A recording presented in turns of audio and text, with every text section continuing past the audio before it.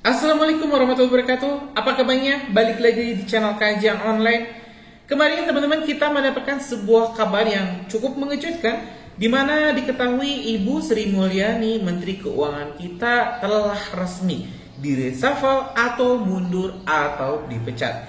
Ya teman-teman, berbagai prediksi memang sudah menyebutkan, bahkan di Kajian Online sendiri sudah pernah membahasnya bahwa ya Ibu Sri Mulyani adalah salah seorang menteri yang bakal terkena reshuffle. Hal ini ya bukan tanpa alasan. Kita lihat ekonomi Indonesia di era Ibu Sri Mulyani agak stagnan. Pertumbuhannya kurang masif. Bahkan teman-teman ya inflasi terus saja terjadi. Walaupun ya berbagai ini kebijakan-kebijakan kontroversial dari Ibu Sri Mulyani, bahkan yang terbaru menyamakan zakat dengan pajak. Dan ya ini teman-teman, kenaikan gaji dari para pejabat yang cukup meroket juga menjadi salah satu tuntutan rakyat. Mungkin ya Ibu Sri Mulyani sudah menyerah atau mungkin sudah pusing, apalagi kemarin rumahnya ikut dijarah oleh ya orang-orang yang mungkin sudah muak dengan pemerintah yang gitu-gitu aja malah menaikkan gaji pejabat kita, sedangkan rakyat ya ditindas dengan naiknya pajak. Kenaikan pajak di berbagai daerah juga jadi faktor kenapa ini Ibu Sri Mulyani dipecat. Karena ya kalau misalnya pajak naik, rakyat murka, ekonomi tidak stabil. Kalau ya pajak tidak naik, negara kekurangan uang. Kan ini jadi buah si malakama. Oke, hari ini kita bakal tengok dulu teman-teman, ini keterangan dari istana. Apa sih alasan Pak Prabowo sampai mencopot, mereshuffle Menteri Keuangan? Dan ya kita bakal juga dengar pernyataan dari Menteri Keuangan baru. Namanya di sini teman-teman adalah Bapak Purbaya Yadhi Sadewo. Nah, ini dilantik oleh Pak Prabowo teman-teman di Jakarta pada kemarin ya, baru saja hari Senin ternyata. Nah, biar lebih lengkap, mending kita simak dulu deh informasi yang sudah Kajian Online kumpulkan terkait pencopotan Sri Mulyani, dan apakah benar ini Ibu Sri Mulyani dicopot karena terseret skandal korupsi? Kita bakal simak video selengkapnya. Mensesnek Prasetyo Hadi ini menjawab soal Menteri Keuangan Sri Mulyani yang kini dicopot dari posisinya menjadi bendahara negara. Hal ini disampaikan setelah pelantikan menteri di Istana Negara pada Senin 8 September 2025 hari ini. Prasetyo Hadi sendiri enggan menjawab lebih pasti ketika ditanya apakah Sri Mulyani ini dicopot atau mundur dari jabatannya. Prasetyo Hadi hanya menegaskan bahwa pencopotan menteri sepenuhnya menjadi hak prerogatif dari Presiden Prabowo. Prasetyo Hadi juga menuturkan bahwa pencopotan Sri Mulyani sudah dilakukan berdasarkan evaluasi yang sebelumnya sudah diputuskan oleh Presiden Prabowo Subianto, hingga akhirnya Presiden memang secara resmi melakukan reshuffle terhadap Kementerian Keuangan. Prasetyo Hadi juga enggan menjawab soal isu adanya surat pengunduran diri dari Sri Mulyani. Kini posisi Sri Mulyani sendiri resmi diisi oleh sosok baru, yaitu Purbaya Yudhi Sadewa, Tribunars. Sebelum dilantik menjadi menteri, Purbaya ini menjabat sebagai Ketua Dewan Komisioner Lembaga Penjamin Simpanan atau LPS berdasarkan keputusan Presiden per 3 September 2020. Purbaya ini memperoleh gelar sarjana dari jurusan Teknik Elektro di ITB, kemudian memperoleh gelar Master of Science atau MSc dan gelar doktor di bidang ilmu ekonomi dari Purdue University, Indiana, Amerika Serikat. Tribunars. Menteri Keuangan dicopot. Ya, bukan mundur, bukan dicopot. Jadi Bapak Presiden selaku kepala negara dan kepala pemerintahan, tentunya kita semua paham bahwa beliau memiliki hak prerogatif. Maka kemudian atas evaluasi beliau memutuskan untuk melakukan perubahan formasi. Berarti bukan mundur ya, Mas? Berarti dipastikan bukan mundur ya, Mas? Dasar pertimbangannya banyak, kan itu kan ininya presiden itu. Tapi ada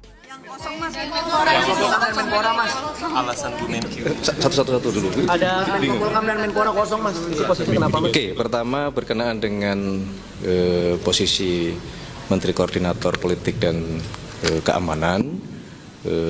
Untuk sementara waktu memang Bapak Presiden belum menunjuk secara definitif siapa yang akan beliau tugaskan menjadi Menko Polkam, sehingga untuk sementara waktu beliau akan menunjuk ad interim untuk menjabat sebagai Menko Polkam. Siapa Mas? Hah? Tunggu nanti diumumkan. Menhan Mas. Tunggu dulu, ininya kalau sebelum ditandatangani kan kita nggak berani menyampaikan itu. Yang kedua, berkenaan dengan Menteri Pemuda dan Olahraga, jadi pengganti Menteri Pemuda dan Olahraga kebetulan posisi sedang di luar kota, sehingga tidak bisa mengikuti pelantikan pada sore hari ini. Akan dijadwalkan kembali di prosesi pelantikan yang berikutnya gitu. Terkait Menkyu Mas itu kenapa udah dicopot Mas? Mas kenapa udah dicopot Mas? Mas kenapa udah dicopot? Mengundurkan diri. Evaluasinya kenapa sih Mas sebenarnya? Menteri Keuangan. Menteri Keuangan dicopot. Ya, bukan mundur, bukan dicopot. Jadi Bapak Presiden selaku kepala negara dan kepala pemerintahan, tentunya kita semua paham bahwa beliau memiliki hak prerogatif. Maka kemudian atas evaluasi beliau memutuskan untuk melakukan perubahan formasi. Berarti bukan mundur ya Mas? Berarti bukan mundur ya Mas? Berarti dipastikan bukan mundur ya Mas? Ya, soal pertimbangannya banyak lah, itu kan ininya presiden itu. Tapi ada surat desain dari Bu Menkyu dengan Bu Sri Mulyani mundur Mas. Berarti bukan dipastikan bukan mundur berarti Mas? Bukan atas. Pertanyaannya kenapa mundur apa enggak mundur? Karena kabarnya Bismillah itu, Bismillah apa yang menjadi keputusan Bapak Presiden. Kita doakan bersama-sama semoga itu menjadi keputusan yang membawa kebaikan bagi kita semua. Mas, PDIP bakal gabung nggak abis ini Mas? Ke Duh, pemerintahan? jauh amat itu udah. Jauh amat pertanyaannya. Oke. Mas Menko Polkam kenapa dicopot tapi belum ada penggantinya Mas? Emang kenapa Mas Menko Polkam dicopot tapi belum ada penggantinya? Ya memang sementara kondisinya begitu. Nanti kalau sudah ketemu, Karena kemarin kericuan kemarin Mas. ya tidak ada kemudian karena sesuatu hal yang sangat spesifik begitu. Ini kan semua bagian dari evaluasinya itu kan menyeluruh. Oke, terima kasih ya. Terima kasih ya. Komunikasi dengan PDIP. Mas. Terima kasih Mas. Ada diskusi ekonomi terlebih dahulu Pak dengan Presiden sehingga Bapak dipilih menjadi Menko yang baru? Kan waktu sarasian saya presentasi di sana, mungkin kelihatan saya cukup jago kelihatannya. Tapi yang khusus nggak ada. Ada beberapa kali aja diskusi ekonomi, tapi nggak baru-baru ini sekali. Pak, Ya? ISG sama ISG Pak. setelah pelantikan mungkin meyakinkan pasar seperti apa? Gini, selama ini ada perlambatan ekonomi yang karena berbagai hal, dan keributan demo-demo itu sebetulnya karena sebagian masyarakat mungkin ngerasa ekonomi melambat dan tertekan.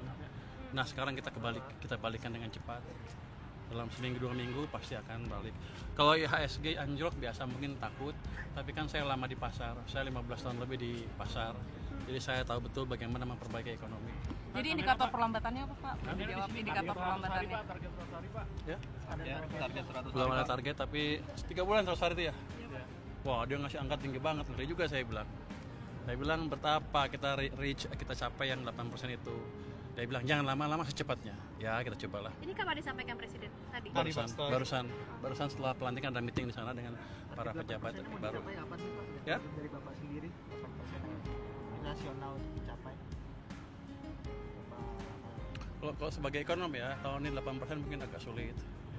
2 tahun 3 tahun ke depan ada peluangnya dicapai. Gini yang penting gini, kita balikin arah ekonomi yang melambat menjadi lebih cepat dulu. Let's say ke arah 6% lebih dalam waktu tidak terlalu lama. Habis itu kita bangun yang lain biar pertumbuhannya bisa lebih cepat lagi. Berat gak sih Pak dituntut sama Presiden Pak untuk secepat mungkin? Ya? Berat gak sih Pak? Ya saya deg-degan, berat banget. Tapi dia pikir, pokoknya Presiden cukup agresif itu. Tapi strategi-strateginya sudah disiapkan Pak untuk mencapai itu Pak? Saya sudah 25 tahun jadi ekonom, 10 tahun lebih jadi think tanknya SBY, 5 tahun jadi Komite Ekonomi Nasional, berapa tahun di KSP, terus membantu Pak Jokowi juga dalam mengatasi krisis 2020 COVID. Jadi saya di samping Pak Jokowi persis waktu itu. Jadi kalau Anda tanya pengalaman saya, apakah saya cukup tahu? Amat tahu. Jadi Anda nggak usah khawatir. Jadi optimis Pak untuk kenaikan itu tersebut Pak? Optimis. Jadi masa depan kita akan cerah. Domestic demand kita kuat, asal kita kendalikan dengan baik, kita bisa tumbuh dengan baik. 90% domestic demand, masa kita takut? Apalagi globalnya nggak jelek-jelek amat sekarang. Pak, jadi hari ini berarti langsung sertijab apa gimana Pak? Hah? Hari ini langsung sertijab, langsung Saya ke nggak Menkyu? tahu, saya langsung dilantik, saya akan ke kantor Menkyu sekarang. Sekarang. Pak, bagaimana Pak di kantor Kemenkyu ini? Ya. Ketemu sama Bu Sri Mulyani Pak di Kemenkyu. Saya nggak tahu, yang saya dengar ada beberapa wamen di sana, ada beberapa dirjen nunggu saya di sana. Mungkin mau gebukin saya. Pak, jadi Saya nggak tahu. Dan saya mau cari. Pak, jadi indikator perlambatannya apa aja Pak? Konsumsi kah? Kalau kita, sebenarnya gini, Anda banyak menyaksikan kan apakah angka triwulan kedua pertumbuhannya betul 5,12%, itu betul sekitar segitu. Tapi sejak bulan Mei, Juni, Juli, Agustus kesini ada indikasi ada sesuatu yang nggak lancar sehingga ekonomi cenderung melambat di triwulan ketiga. Itulah makanya ketika ada demo sedikit orang gampang terpacu. Itu jadi fondasinya sebetulnya ada faktor ekonomi juga. Itu salah satu indikator yang utama. Kalau orang kerjanya banyak, ini banyak duit, ngapain dia mau capek? Kira-kira itu. Tapi ini dalam level yang baru awal. Jadi nggak usah takut. Kita punya senjata cukup banyak, uang cukup banyak, hanya belum dibelanjakan secara optimal. Pak, melihat permasalahan gaji honorer guru seperti itu, apakah ada? Saya belum lihat, saya belum tahu, saya akan cek dulu. Terima kasih. Di LPS saya sudah mengumumkan ini sejak dilantik ini, jadi saya bukan ketua Dewan Komisioner LPS lagi. Nanti di sana ada mungkin semacam pejabat PJS.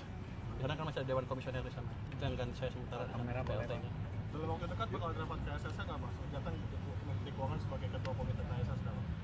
Belum. Kita kan 3 bulan sekali ya. 2 bulan lagi kalau nggak salah ya. Betul Pak. 2 bulan lagi ada rapat KSSK. Tapi kan kita ada rapat deputi setiap 1 bulan sekali. Baru berlangsung 1 minggu yang lalu ya. 3 minggu lagi ada rapat lagi, rapat deputi. Saya nanti akan lihat hasilnya seperti apa. Dan kalau perlu ikut, saya ikut dengerin seperti apa. Yang penting kita akan cari secepat mungkin cara untuk menghidupkan ekonomi lagi. Bukan sekarang mati ya.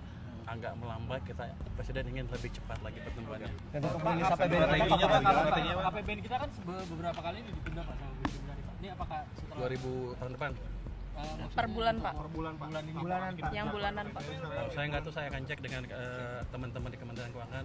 Yang jelas memang kalau nanti lambat, ada lambat penyerapan, kita akan bentuk tim khusus yang mempercepat penyerapan anggaran seperti dulu di zamannya SBY ada, di zaman Jokowi awal juga ada. Jadi itu problem yang biasa kita alami dan kita sudah tahu gimana memperbaikinya. Untuk mempercepat ekonomi, maksudnya mau dikasih stimulus atau apa Pak? Ini mau tahu rahasianya? Ya mungkin dari kebijakan apa Pak ya? Untuk tadi kan kita 2-3 bulan sudah ada hasil. Gue udah Menteri Keuangan. Udah boleh ngomong. Jadi gini, kalau saya lihat masih ada pengelolaan uang yang masih belum optimal. Kita akan perbaiki itu. Jadi walaupun anggarannya misalnya terserap, kita akan pastikan dananya tidak mengganggu sistem perbankan kita. Itu yang kita kerjakan nanti. Jadi nggak usah khawatir. Pengalamannya udah kita kerjakan tahun 2021, 2020, 2015, 2008, 2009. Jadi Anda nggak usah takut. Saya di sana pada waktu semua peristiwa itu. Pak, udah koordinasi Lengkapnya nanti di Kemenkyu aja Bapak Ibu? Belum, saya baru ke kementerian nih, bos saya ini sekarang baru. Lengkapnya di Kementerian Keuangan Bapak Ibu? Ya, makasih ya. Terima kasih Pak. Masih ada Pak Menkyu. Pesan dari Pak Prabowo tadi Pak. Pak, pesan-pesan yang disampaikan oleh Pak Prabowo tadi. Pesan-pesan, pokoknya Kamera Pak. ciptakan pertumbuhan ekonomi yang baik, sejahterakan rakyat semaksimal mungkin. Kita nggak boleh gagal dengan program kita menyejahterakan rakyat kita. Dan itu yang akan saya kerjakan. 8% targetnya bagaimana Pak? Nah, kalau Anda berdoa bisa lah. Tapi itu bukan sesuatu yang mustahil dan itu mesti yang dikejar. Kenapa? Kalau tumbuh 5 terus, kita nggak bisa jadi negara maju. Untuk negara maju itu kayak Jepang, Korea, Cina, ada periode yang panjang tumbuhnya double digit. 8% kelihatannya optimis, terlalu optimis. Tapi kalau didesain dengan baik, masih bisa. Karena selama 20 tahun terakhir ini, mesin kita timpang. Zaman Pak SBY, di depan Pak. Zaman Pak SBY yang jalan mesin private sector lah kira-kira. Dengan kredit tumbuh cepat, tapi pemerintahnya belum optimal. Zaman Pak Jokowi, pemerintahnya bangun infrastruktur di mana-mana, private sektornya agak mati, kreditnya hanya tumbuh 7% rata-rata. Nah, ke depan kita akan hidupkan dua-duanya. Jadi dengan itu 6-7% nggak terlalu susah. Dua-duanya maksudnya swasta dan pemerintah. Swasta dan pemerintah. Pak, soal modernisasi Nanti saya Bapak Ibu. Oke. Yang panjang umurnya 8 digit. 8% katanya. Ya teman-teman, barusan kita telah menyimak informasi selengkapnya dari pemerintah, dari istana, dan juga kita telah mendengarkan pernyataan pertama ini dari Bapak Menteri Keuangan Pak Purbaya Yudi Sadewa yang optimis teman-teman dapat menyelesaikan permasalahan ekonomi Indonesia yang telah gagal diselesaikan oleh Sri Mulyani bahkan setelah 3 periode. Teman-teman, tentu kita berharap, kita optimis semoga ya Pak Menteri Keuangan baru ini bisa membawa Indonesia makin sejahtera. Ketimpangan gaji antara pejabat dengan rakyat ya tidak terlalu besar. Kalau misalnya gaji rakyat yang juga naikkan ini UMR mungkin bisa jadi 2 kali lipat, 3 kali lipat. Jangan sampai yang naik berkali-kali lipat cuma gaji pejabat. Mudah-mudahan yang pajak juga bisa diturunkan karena Indonesia itu pajaknya salah satu yang terbesar loh teman-teman. Kalau dibandingkan dengan Malaysia, dibandingkan dengan Vietnam, pajak di kita itu luar biasa besarnya. Dan mudah-mudahan ini jadi ya tolak ukur lah. Nanti kita lihat sepak terjang Pak Purbaya bisa nggak menyelesaikan permasalahan di Indonesia, ekonomi di Indonesia yang sangat ya mungkin melemah ini. Mungkin itu informasinya. Kalau misalnya teman-teman punya saran lain, tulis aja di kolom komentar. Buat Pak Menteri, doanya juga tulis di kolom komentar. Insya Allah mudah-mudahan itu bisa tersampaikan juga ke Pak Purbaya Yudi Sadewa. Terima kasih. Assalamualaikum warahmatullahi wabarakatuh.